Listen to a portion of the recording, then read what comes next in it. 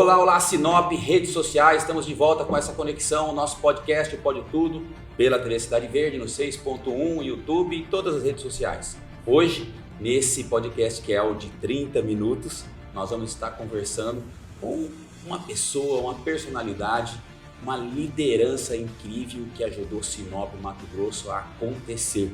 Eu estou recebendo hoje nos estúdios da TV Cidade Verde, Nilson Aparecido Leitão. Nilson Leitão, meu amigo, meu irmão, conseguimos conciliar sua intensa agenda de trabalho, sua agenda pessoal, suas alugações também, na pressão sobre mim. E a gente estava brincando aqui antes e rindo e sorrindo, porque você tem essa característica. E você falou, pode falar tudo? Eu falei, pode falar tudo, Nilson. Bem-vindo, quero que você saúde as nossos amigos, as pessoas que nos acompanham pelas redes sociais, e vamos conversar rapidamente hoje aqui sobre Sinop, sobre Nilson Leitão, sobre pessoas. Nilson, com você os microfones. Obrigado, Fernando, meu amigo, meu irmão. Uma alegria te ver aqui fazendo esse programa, que já é um sucesso, e eu tive quase que me humilhar, rastejar, para que eu pudesse estar aqui nesse espaço. Eu falei, Fernando, você entrevista todo mundo, dá uma canjinha lá para mim, poxa. Você que dá entrevistas internacionais.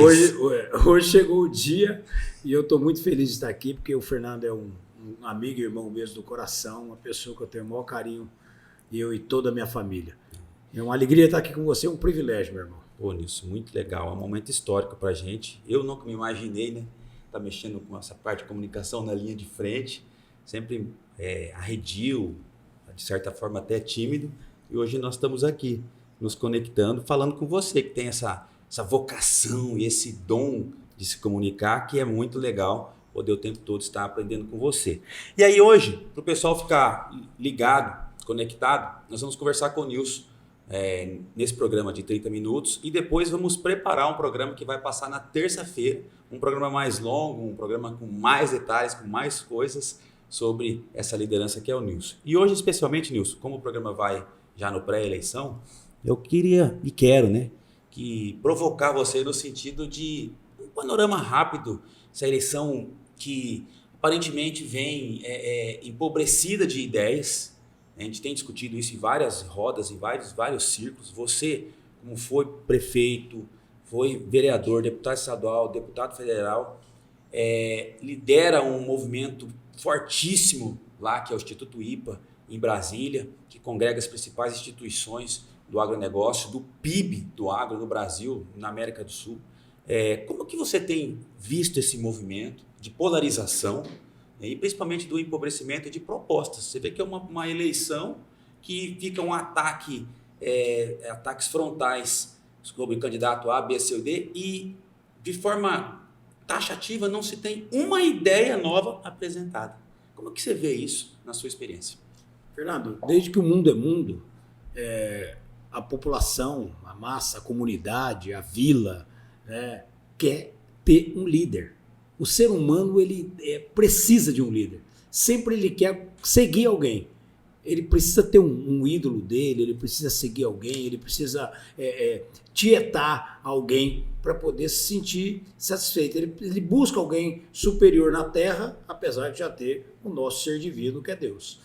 Mas eu acredito que essa polarização ela é um resultado da redemocratização, que vem atropelada. Collor elege com um super astro, com aquelas corridas dele no parque, com aquela camisa colorida, tudo aquilo. Pilotava jato. Collor, que veio daqui a pouco, menos de 2 anos praticamente, ele já é impeachmentado, e afastado da presidência, Aí veio um período de calmaria, o Itamar Franco, aí veio o Fernando Henrique, que ganhou as 2 eleições do primeiro turno, do Lula na época, não teve segundo turno, e em seguida vem Lula, 8 anos de mandato, elege Dilma, e aí começa a arrastar aí um Brasil cheio de problemas, dividido. Mas é bom lembrar o seguinte, que desde a era do Fernando Henrique, sempre o Brasil foi dividido. O mapa do Brasil, ele sempre foi dividido, Nordeste mais à esquerda, mais vermelho, o Norte uma boa parte disso, Centro-Oeste e Sul mais azul, né? E o Sudeste dividido ali entre um ou outro sempre, mas a eleição sempre foi 55 a 45, 51 a 49, então nunca foi uma eleição de lavada, assim, olha, o cara fez 80% aí na pesquisa, não. Porém, com a eleição do Bolsonaro, que foi uma eleição única, pelo menos no período da redemocratização, em 2018, essa eleição dele, o eleitor não foi para a urna para eleger ninguém, foi para a urna para quebrar um sistema, foi para poder passar, como diz, a vassoura na história dos políticos, demitindo todos esses políticos do passado. Claro que não conseguiu fazer com todos, mas obviamente elege o Bolsonaro como representante desse sentimento de um eleitor que estava cansado de tanto escândalo, Lava Jato, prisões, corrupção, um escândalo atrás do outro, elege o Bolsonaro. Só que o Bolsonaro tem uma característica que, se o PSDB e o PT polarizaram por 20 anos, e tinha aqui um polo, o Bolsonaro tinha aqui uma distância um pouco maior para a extrema, enquanto a esquerda também foi um pouquinho mais para lá. Então essa polarização ela é única na história.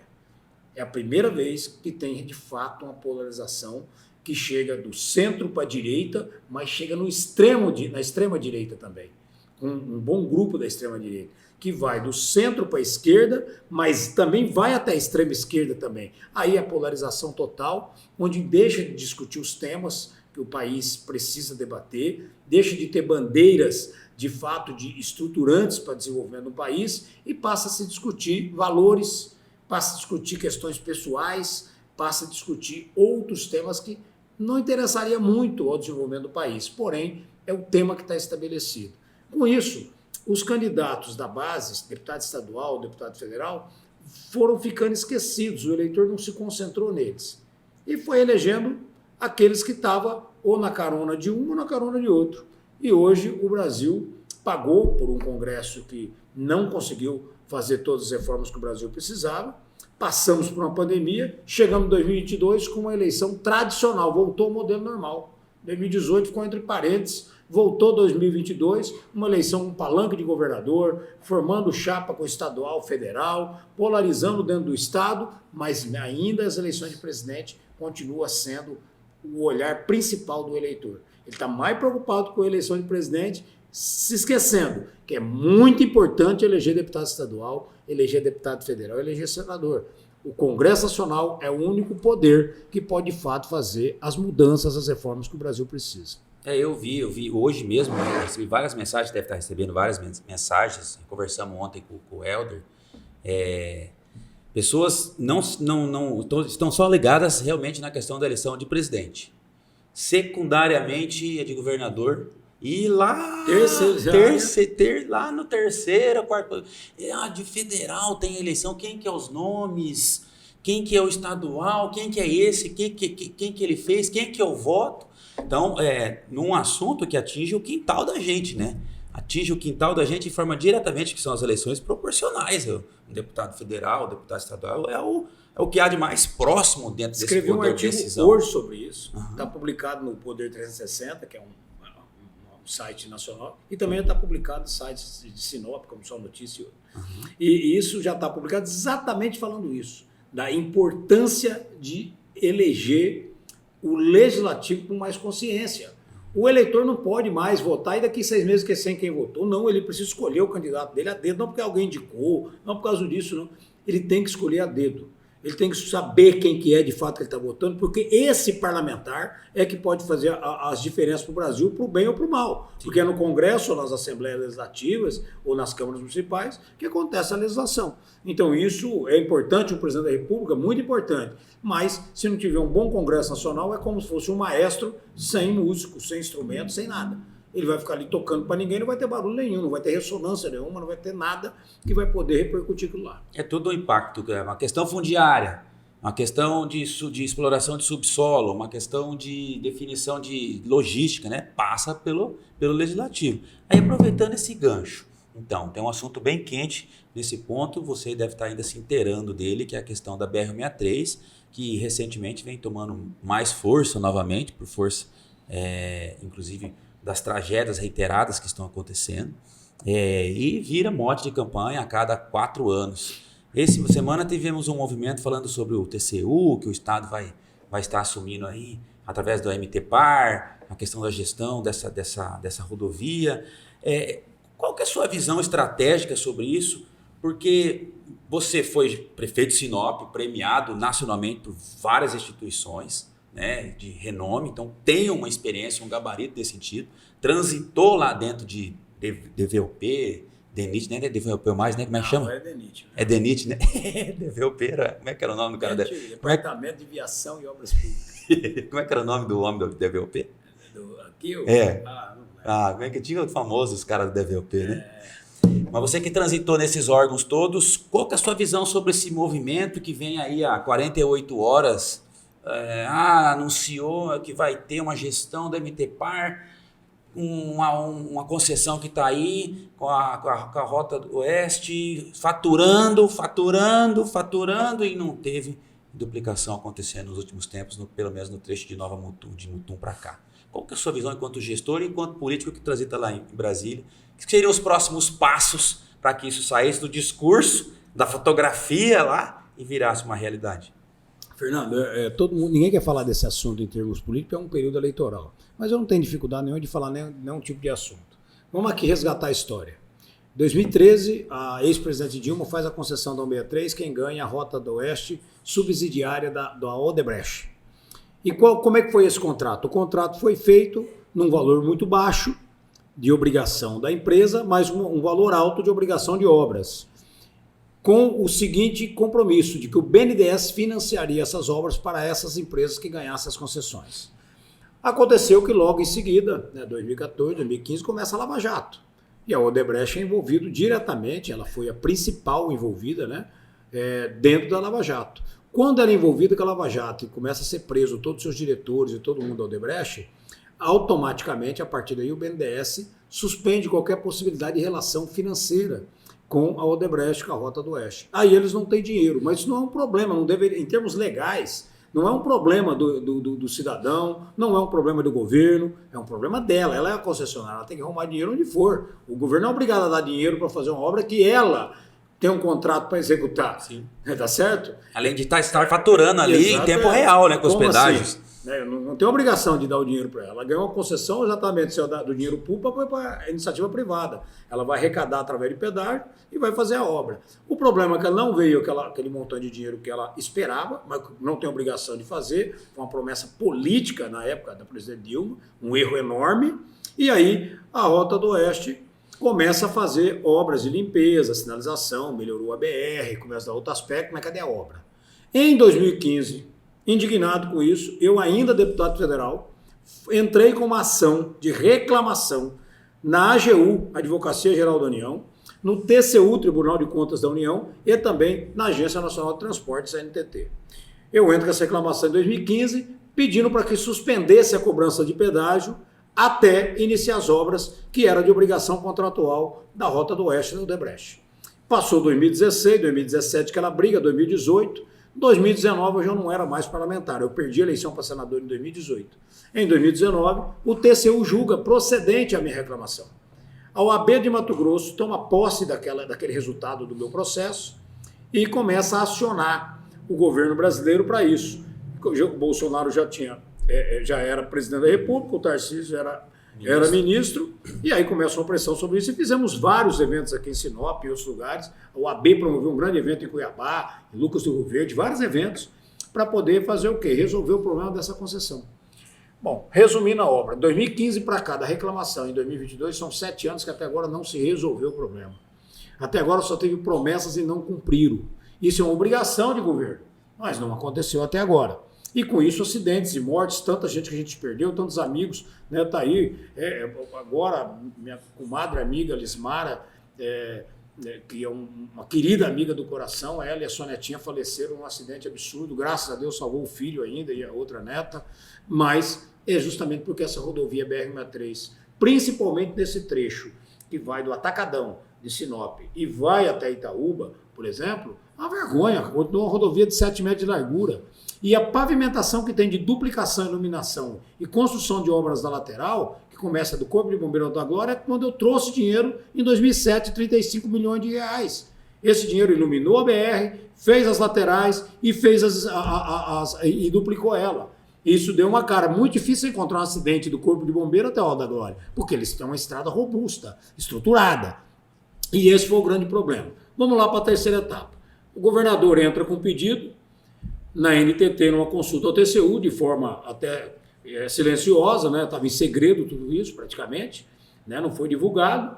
E aí o TCU julga procedente que o MTPAR, que é uma empresa estadual de economia mista, ou seja, privada e pública, poderia gerir isso. Eu acho que, por mais que o governador tenha boas intenções com isso, é claro que ficam alguns questionamentos, né?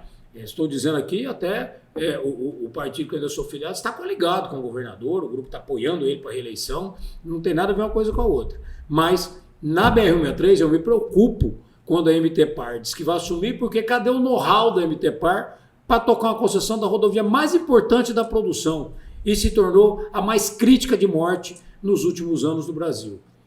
Com qual dinheiro vai tocar se o dinheiro do governo do estado de Mato Grosso não pode investir na rodovia federal? Tem que ser dinheiro federal para investir ou dinheiro privado. Então, como que uma empresa privada vai tocar isso?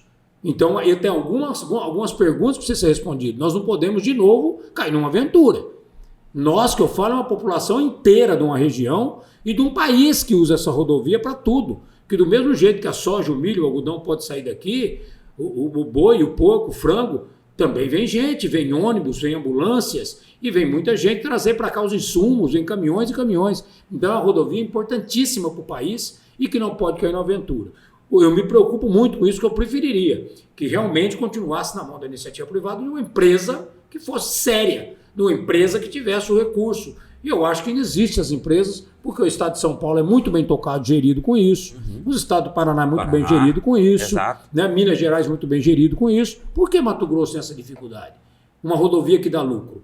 Então, quando o governo do estado se atira a tomar conta de um tema que não é de obrigação do governo do estado, eu me preocupo que tem muitos temas que o governo tem que se preocupar.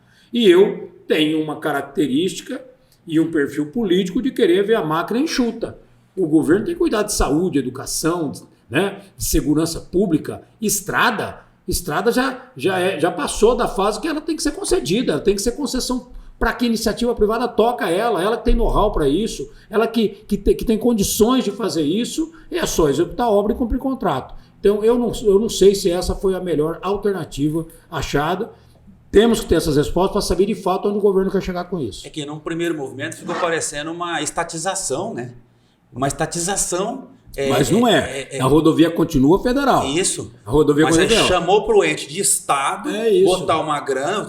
É a mesma coisa, Fernando. Estava na iniciativa privada e agora passou a ser público de novo.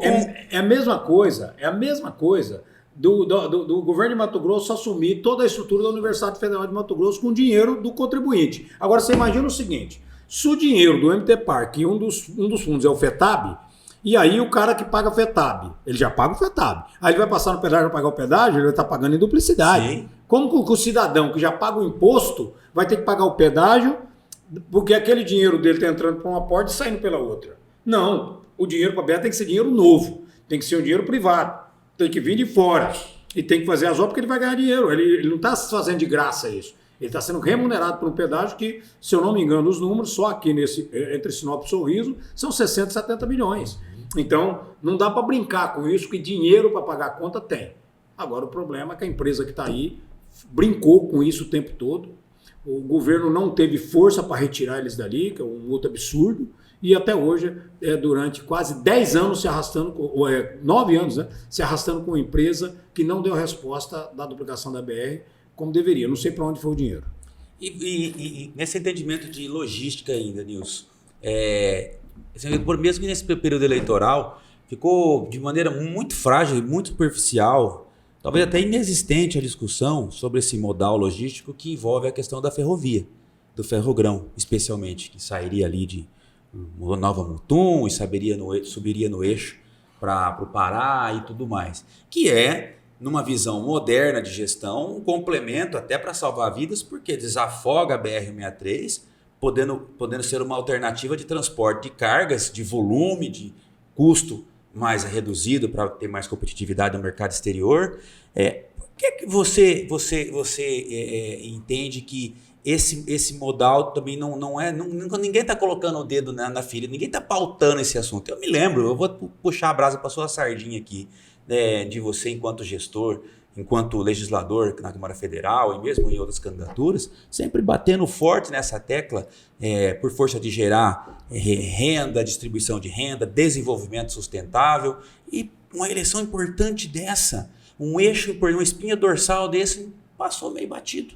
Ninguém falou de Ferrogrão. O grande problema é o seguinte, vou voltar aqui um pouquinho da BR para poder te falar da ferrovia. Estão tratando da BR um assunto que vai assumir sem uma audiência pública, sem discutir com a sociedade, serviço público. O poder público tem que ter essa responsabilidade, não pode ficar no escuro achando que isso é privado. Você faz na iniciativa privada, na sua empresa você faz o que você quiser. Agora, quando se trata de serviço público, você não vai trocando de concessionário sem ouvir as partes. Você pode ter alguém que pode dar uma opinião mais importante, você pode ouvir alguém que às vezes tem uma expertise no assunto, tem que chamar quem de fato entende isso para ver se dá certo, para não cair de fato numa armadilha de novo. Nós não temos mais prazo para esperar duplicar essa BR. Não tem mais prazo. Nós não temos mais como falar, não vai morrer ninguém semana que vem, por favor. Vamos segurar as mortes aí 20 dias, porque o governo está mudando aí o sistema. Colapso, né? Então não dá para ser assim. Nós não temos controle sobre a vida e nem sobre a morte.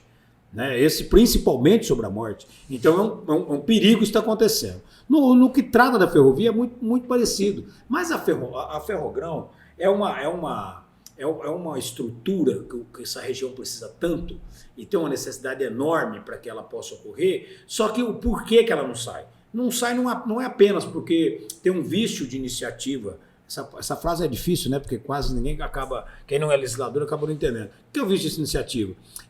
O projeto que aumentou ali a reserva de Amanchim, ela deveria ter iniciado com um projeto de lei na Câmara e ela iniciou com uma medida provisória no governo. Então, quando você aumenta uma área ou diminui uma área, ela tem que ser através de projeto de lei, não de medida provisória. E ela foi através de medida provisória, ainda do presidente Michel Temer, aquilo no afã de tentar resolver o assunto logo.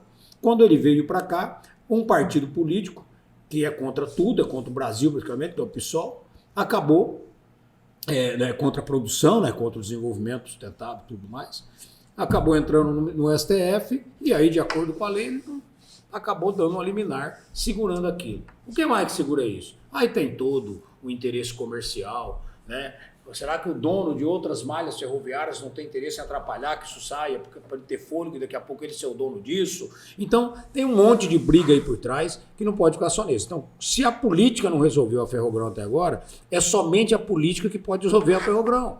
Então, é preciso ter governo forte, é preciso ter decisão sobre isso e é preciso que faça. Porque tem uma máxima na política que diz o seguinte, na vida, quando a gente quer, a gente acha um jeito. Quando a gente não quer, acha uma desculpa. Você sempre fala isso para mim. Quando você quer, você acha um jeito. Quando não existe, eu não posso fazer. Você pode. Vamos ter que achar alternativa. Acha uma alternativa. O não é a situação importante, é o equilíbrio da vida, mas não pode ser o não da acomodação. Na política, não. A polícia fala assim, mas não tem jeito para essa BR? Tem jeito. Não tem jeito para essa ferrovia? Tem jeito. Não tem jeito para esse hospital? Tem jeito. Tem que fazer. Foco na solução. Foco na solução. E não no problema. É isso aí. Nilson Leitão, nós queremos falar o seguinte. Domingo tem a eleição.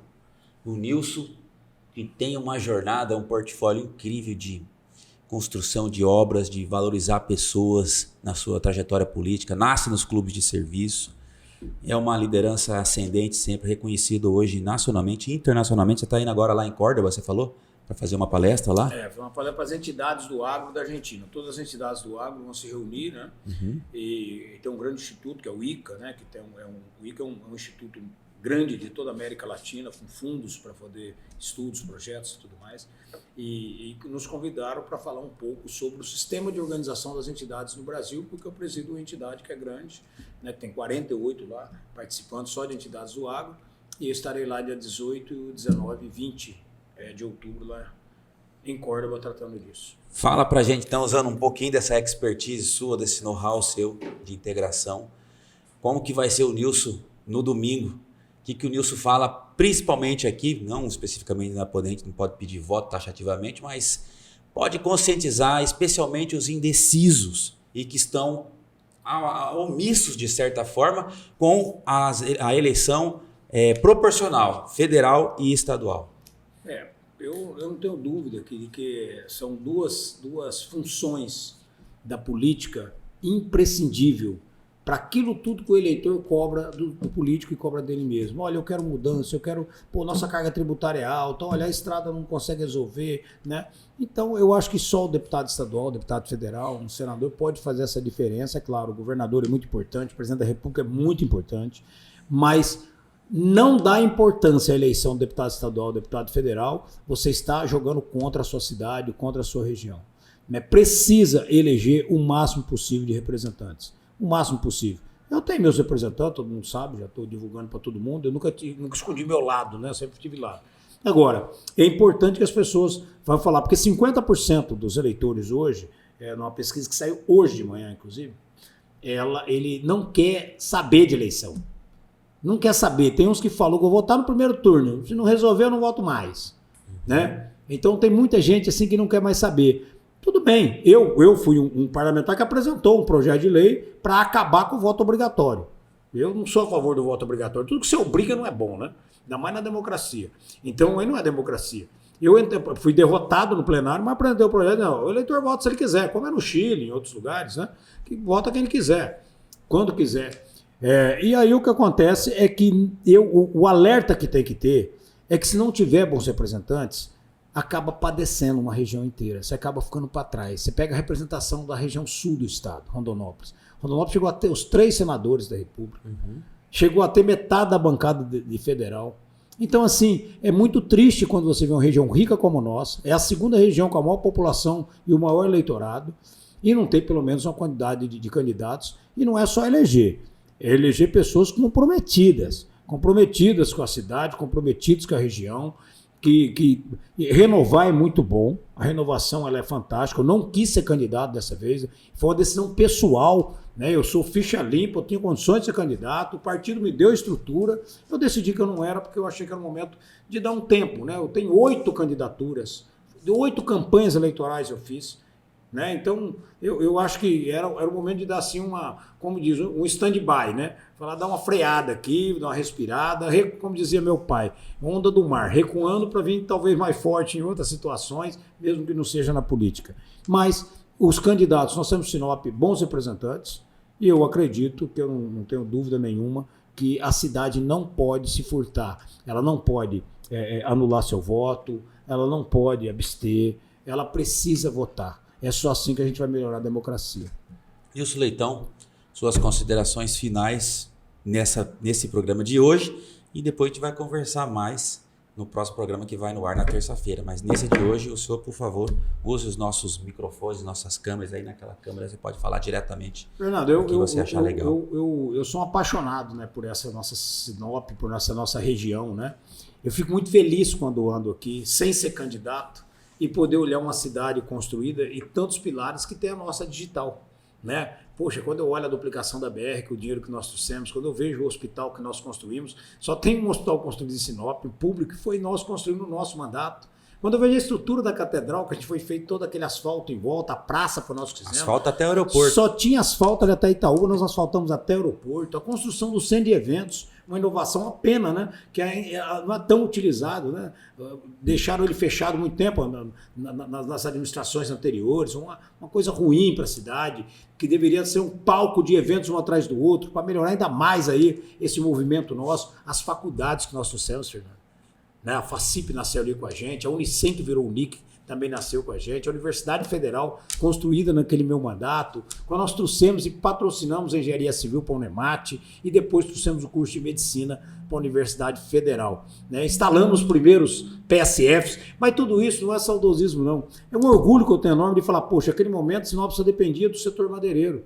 E com um setor que eu defendo muito o Mato Grosso e Sinop tem que ser muito grato ao setor madeireiro, mas no meu mandato houve uma transversão, houve naquele momento uma mudança na economia quando a gente trouxe mais a educação, estruturamos a saúde com tratamento de câncer, hemodiálise, trouxemos mais de quase 30 especialidades médicas, abrimos o pronto-socorro, o primeiro banco de sangue, os PSFs, aquilo mudou e tornou um turismo de saúde aqui, virou um turismo da área do judiciário, quando bancamos para ampliar o fórum, aumentar as varas, quer dizer, tudo isso foi uma mudança de 2000 a 2008, foi o nosso festival de praia, que acontecia ali a semana toda, né? E tantas outras obras bonitas e ações, praças e asfaltos que foram feitos. Então, assim, o que eu tenho a dizer, Fernando, é da alegria e o orgulho e o privilégio de ter administrado essa cidade por 8 anos, olhar para trás e falar, olha, eu acho que cumprimos a nossa parte. E olhar para frente e falar, o que nós ainda temos que fazer para essa cidade tão bela, tão pujante e tão importante. Wilson Leitão, ex-prefeito de Sinop, ex-deputado federal, recordista de votos em Mato Grosso, liderança lá em Brasília, que tem um legado incrível, sempre uma fonte de inspiração para todos os novos políticos aqui em Sinop, na região, como Ari Lafim, né, e tantos outros políticos que surgem. Obrigado por sua partilha, por seu conhecimento, por sua alegria, e com certeza a gente vai estar voltando mais vezes para conversar com você, sempre, sempre, sempre. E pessoal, acompanhe a gente. Não deixe de votar no domingo, é muito importante porque o voto traz consequências pelos próximos 4 anos ou mais. Então, vote com consciência, vote com responsabilidade e ajude a cidade a avançar, como pessoas como o Nilson Leitão ajudou a cidade a avançar e chegar nesses 48 anos. Mas você também ajudou, Fernando, você fez parte dessa história. Nós, o Helder. Você, o Helder, tantos irmãos que me ajudaram aí. Amém. E sigamos aí juntos e até o próximo encontro no podcast No Pode Tudo. Um abraço.